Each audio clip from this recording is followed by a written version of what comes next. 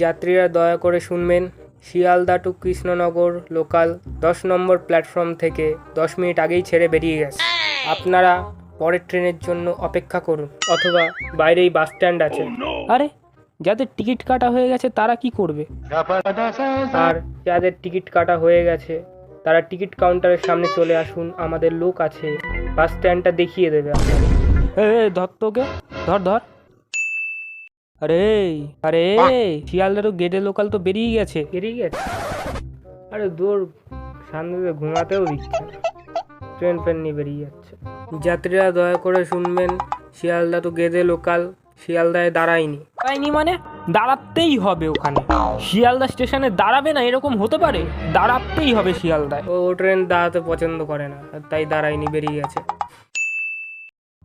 যাত্রীরা দয়া করে শুনবেন, শিয়ালদা টু রানাঘাট লোকাল আসছে। আরে কত নাম্বার প্ল্যাটফর্মে আসছে সেটা তো বলবি নাকি? যাত্রীরা এটাও দয়া করে শুনবেন, কোন স্টেশনে আসছে জানা নেই, আপনারা দয়া করে ড্রাইভারকে জিজ্ঞাসা করে নিন।